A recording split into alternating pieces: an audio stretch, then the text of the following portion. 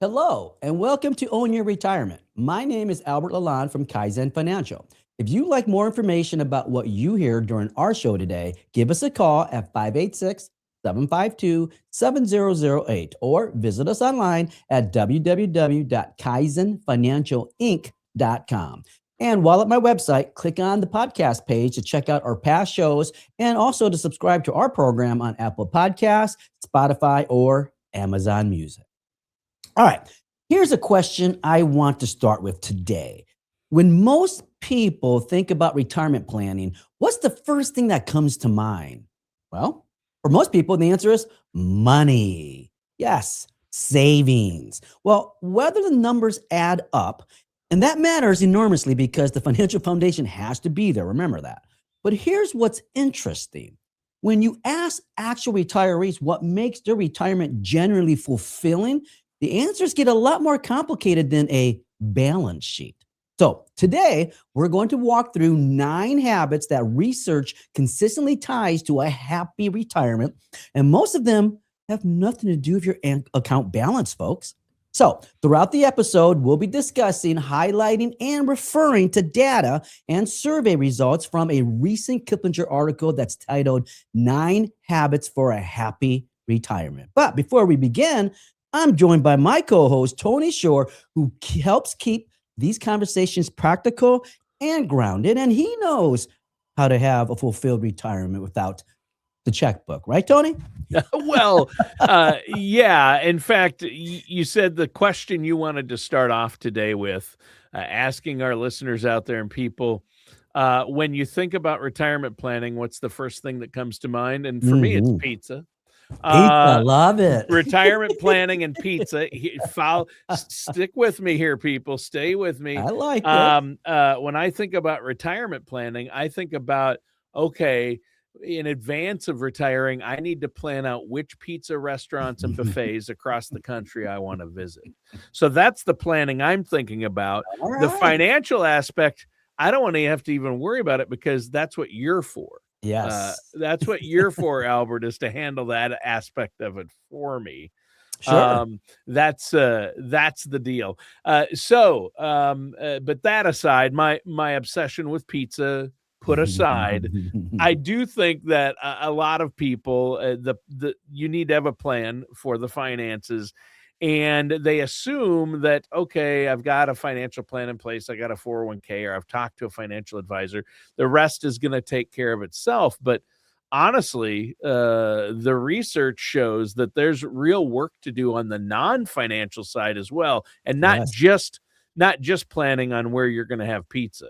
But the sooner you start thinking about some habits and things you're going to do in retirement to keep you happy. And when I think about happiness in retirement, of course, I'm thinking about pizza. Yes. I'm thinking about hitting record stores across the country. But in all seriousness, my wife and I are looking at travel. We're thinking, okay, if we have grandkids, we need to make time for them, maybe downsizing into another house. What are we going to do to occupy our time, right? And those are the things we're going to be talking about today, correct? Yeah, exactly right.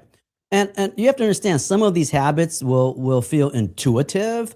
Others might catch you off guard. But even the ones that seem obvious are often the ones people put off until they're already retired and then wish they'd started earlier. So let's go through them. All right. Habit number 1, staying healthy. Obviously, you got to stay healthy, right? If you want a great retirement. And I know that sounds basic, but the research here is striking here, Tony. A Mass Mutual study on retirement happiness found that nearly half of the happiest retirees said they made their health a priority when planning for retirement, and not just in retirement, but in advance.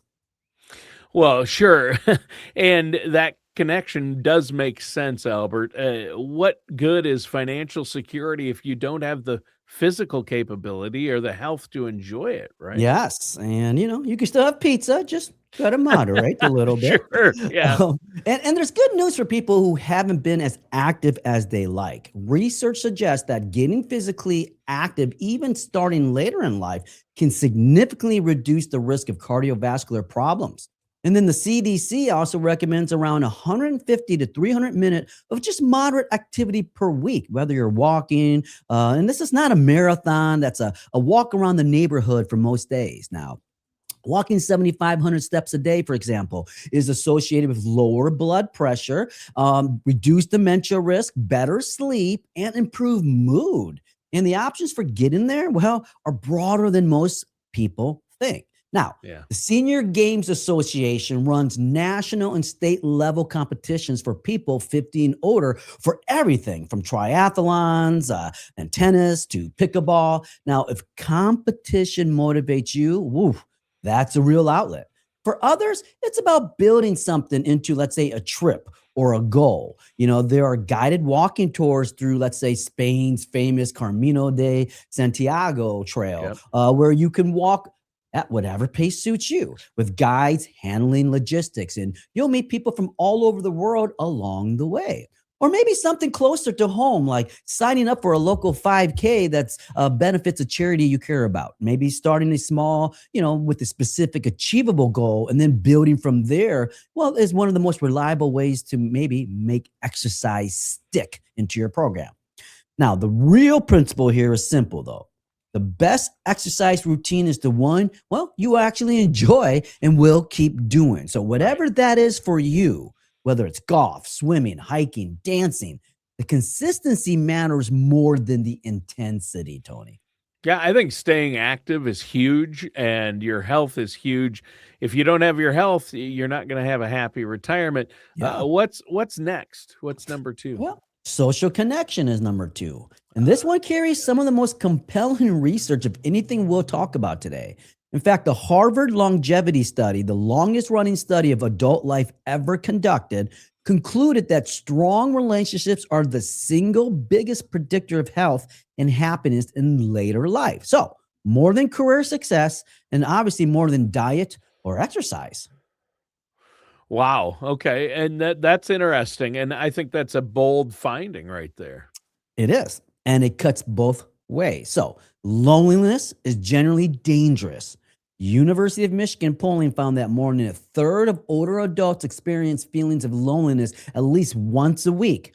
And social isolation, well, has been linked to higher rates of heart disease, dementia, and depression. So this isn't just a feelings issue. It's also a measurable health risk. Now, the challenge is that retirement removes a built-in social structure. You lose your colleagues, the daily routine, the people you naturally see every day without planning for it. Well, that social, let's say, scaffolding disappears. And if you don't rebuild it intentionally, well, the gap keeps growing. And rebuilding takes deliberate effort. Focus on, let's say, game nights, book clubs, regular outing, maybe staying involved in the community. Those aren't small things, but they're the architecture of a connected life in retirement. And also, you have to understand, technology helps bridge the distance too. Video calls have made it generally easier to stay close with, let's say, your family and friends who don't live nearby. There are even platforms now that let you watch movies or TV shows in real time with people in different locations so that you can share the experience even when you can't be in the same room, Tony. Wow, that's wild. Like you can be on live with each other watching the same movie at exactly the same time. That's crazy. But it doesn't happen automatically the way it did at work as far as socialization. You have built-in socialization when you go to work each day. Yeah, I mean, that's the key insight. At work, connection was built into the structure of your day. In retirement, you have to build that structure yourself. The people who do that well are the ones the research consistently identifies as, guess what? Happiest. Yeah. Well, and what's habit number 3 then? What else are we looking at here? Purpose, Tony. Purpose. And this one might be the most surprising. There's still a cultural image of retirement as total leisure with golf every day, zero responsibilities, nothing on the calendar. And while rest is real and earned, research consistently shows that a sense of meaning is critical to long-term well-being. Yeah.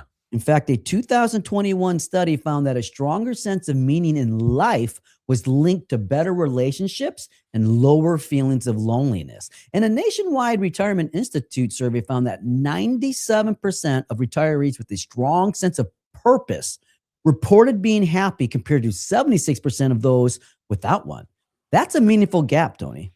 Oh, for sure. I see that all the time. But where can they find that purpose? Well, two big sources: work and volunteering.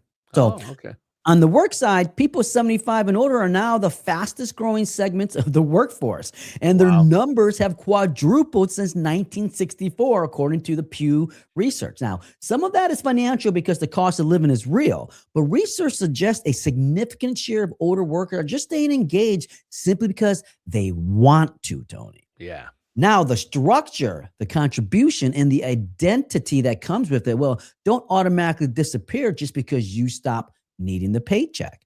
On the volunteering side, a platform called Volunteer Match, yes, one word, Volunteer Match, lets you search by city and interest area and includes everything from animals, arts, health, literacy, and seniors. And you can even create a profile so organizations can find you based on your background and skills. So it's great. A practical tool, Tony, for people who want to contribute but aren't sure where to start. Most communities have more need for volunteers than they have volunteers. So the opportunity is almost always there. And it's about staying connected to something bigger than yourself. Yeah, obviously it is. And having that purpose, my grandfather lived to 101, and they always asked him, when he turned 90, 95, then 99 and 100, all those dates, the news, local paper and TV stations interviewed him and said, what's your secret? Because he was still going strong driving at that time. Wow.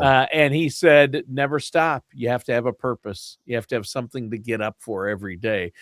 So you're not retiring from something. You want to retire to something. Yes. Right? Well put. Well put.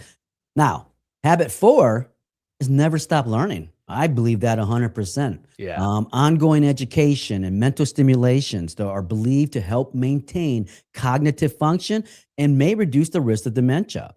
Harvard Medical School has described mental exercise as activating processes that help maintain brain cells and strengthen the connection between them. Now, the options are wide open. Learn an instrument.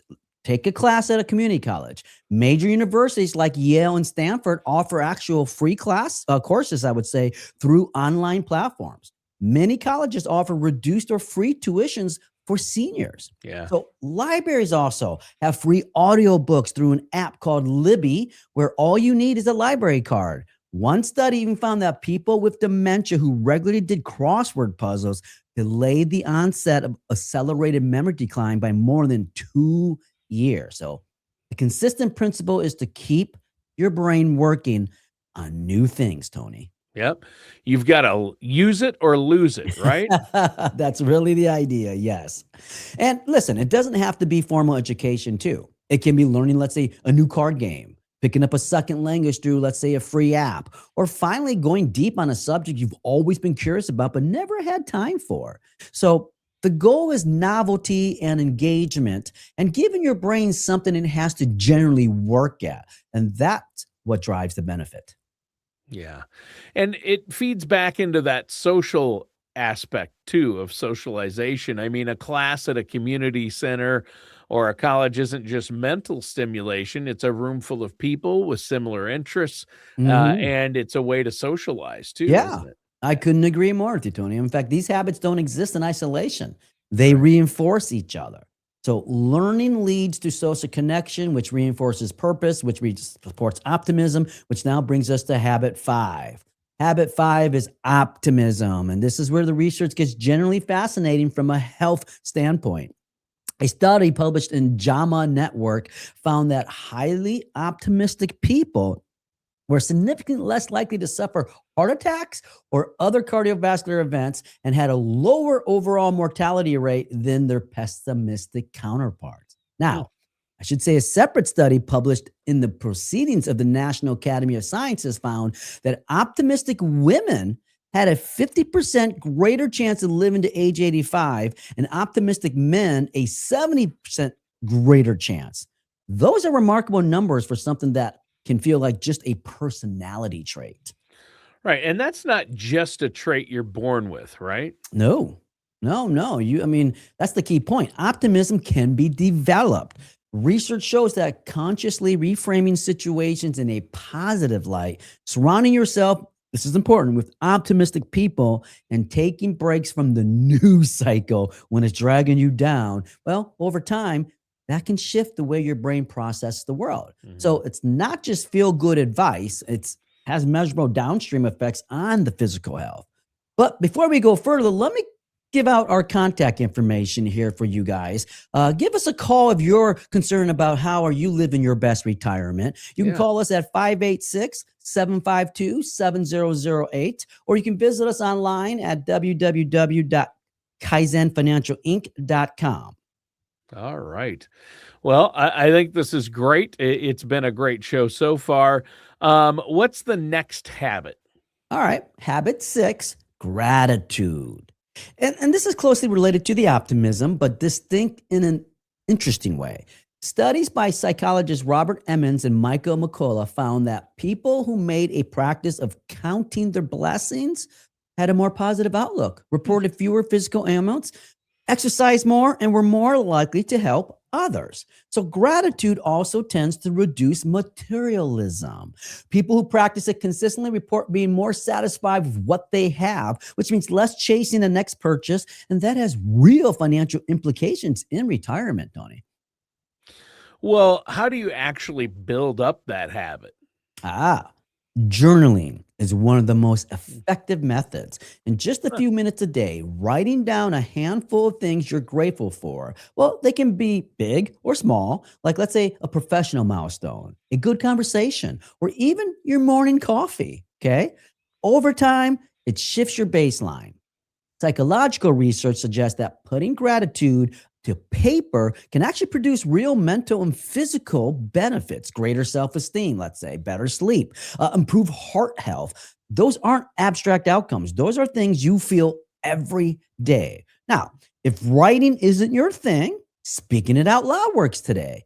Use an audio note on your phone, or even just talking through it on a walk engages the language centers of the brain in a meaningful way. So the form doesn't matter as much as the consistency to do that, Tony. Yeah, I like that. Being grateful, utilizing those tools. I've done some of those. It's great. Now, Mhm. what about habit 7? Ready?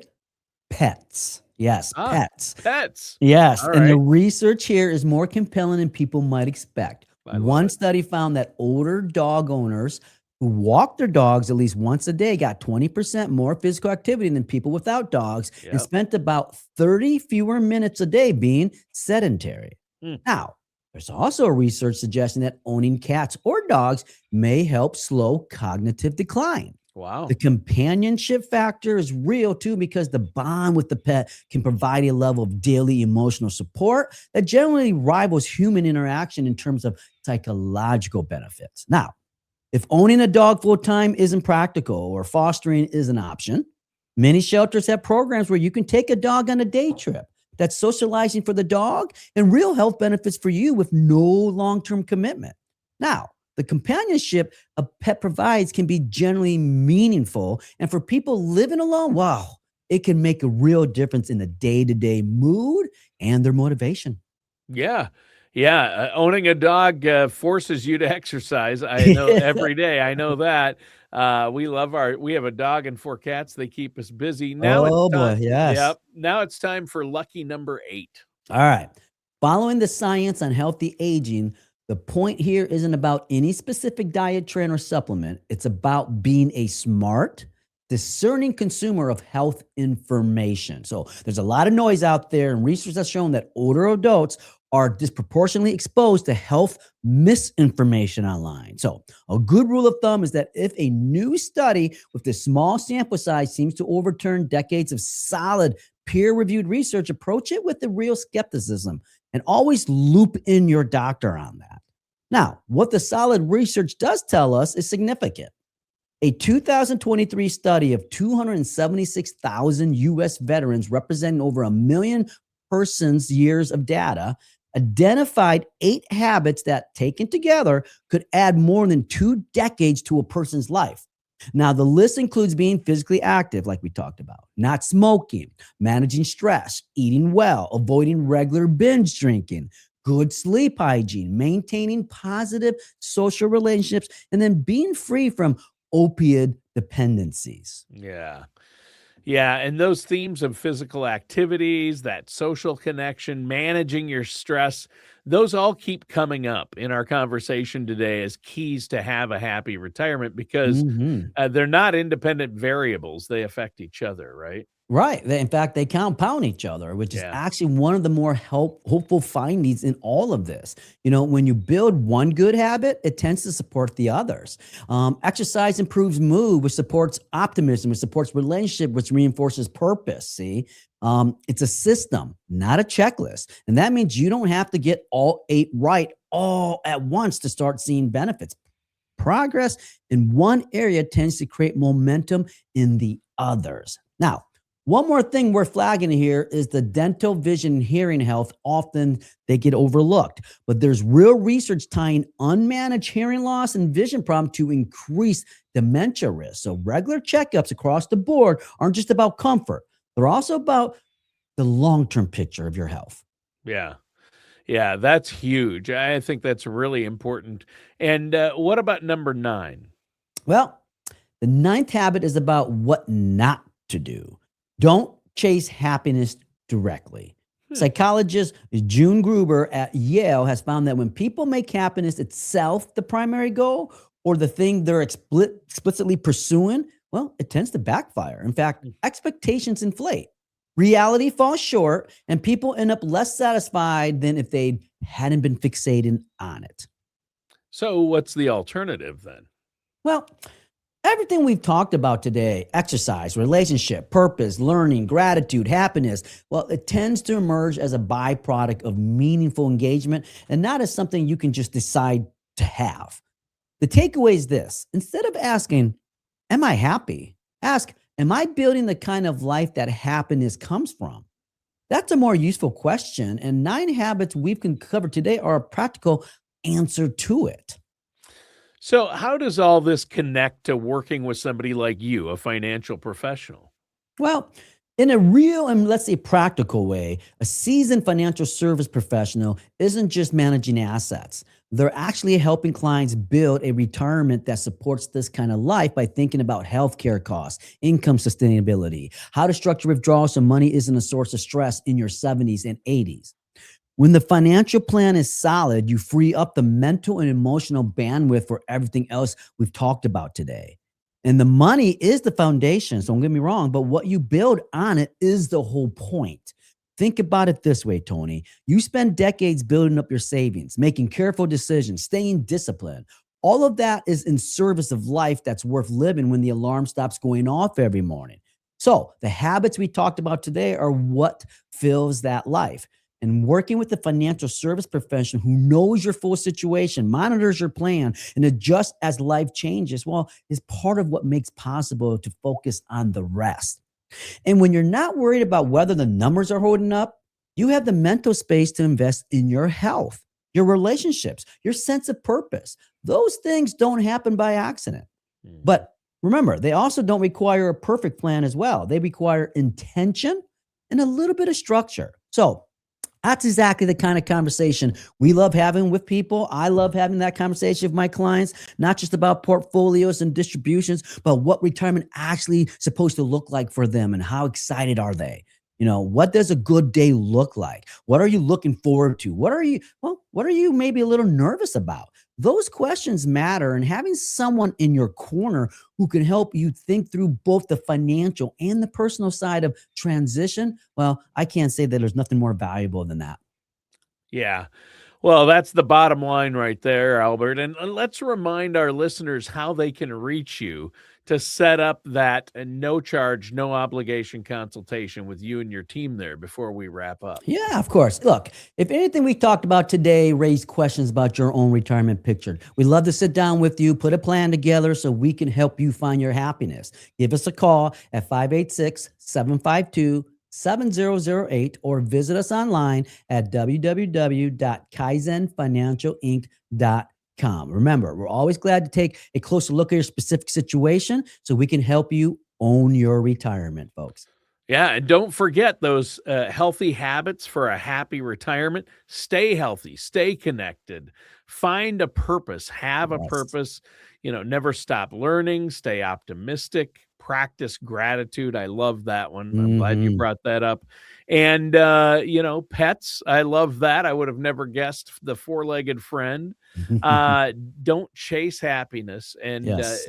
appreciate life. So, great show today, Albert. Listeners Yes. and viewers, thanks for tuning in. That does it for today's episode of Own Your Retirement with our host, Albert Lalonde. Take care, everybody.